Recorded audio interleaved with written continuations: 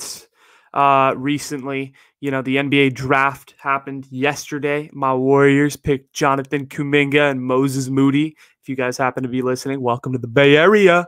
The Niners kicked off training camp this week, which is awesome. I always love it when the Niners kick off training camp. Gonna definitely be heading out to Santa Clara in the next few days for a training camp practice myself, so I'm excited for that.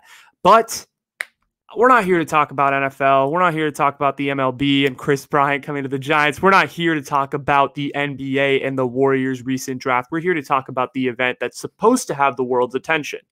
It's supposed to be the marquee event of the year. But we still sit here today, and I would say maybe about 10% of the people who are watching this right now have even tuned in to an hour of this event, and that's the Olympics.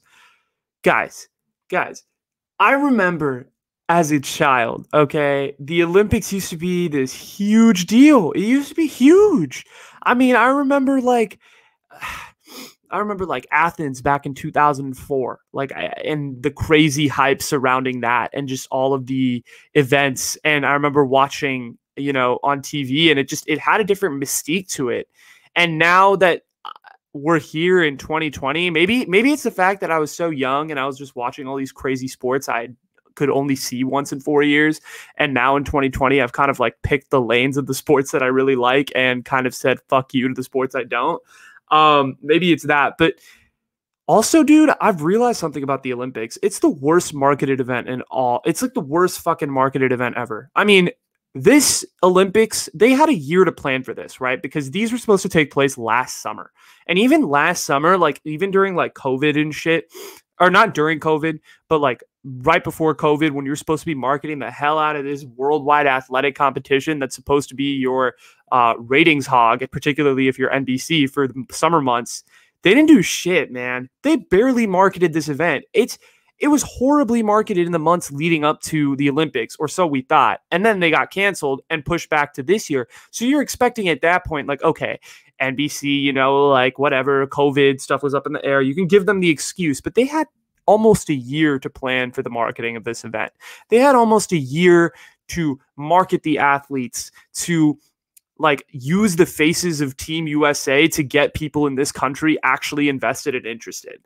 I'm curious. I'm actually genuinely curious to know that how many people our age, what I mean by like our age is like Generation Z, are actually into the Olympics right now. Like are actually avidly watching every event. I feel like nobody, man. I feel like the Olympics are so useless. To me, they're so like, they're not useless, okay? And let me kind of talk a little bit of positives about the Olympics. I think the Olympics are great in that you get athletes from all over the world, literally every corner and country or every corner of the world, every country of the world.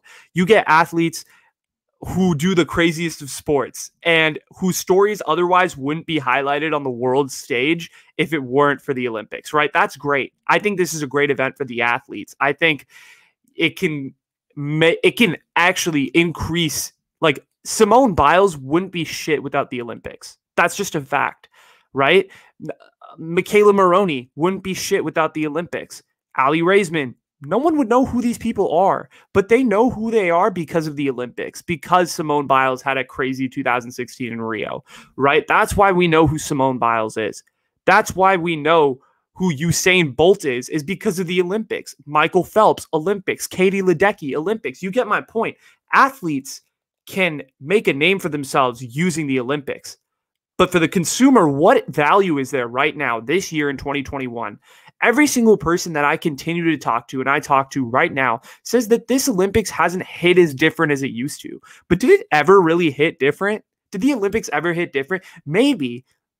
I think maybe it could be the loss of, and this was another argument that I made to myself, was maybe it's the loss of Michael Phelps and Usain Bolt and some of the great Olympians that, went and played their last Olympic Games in 2016.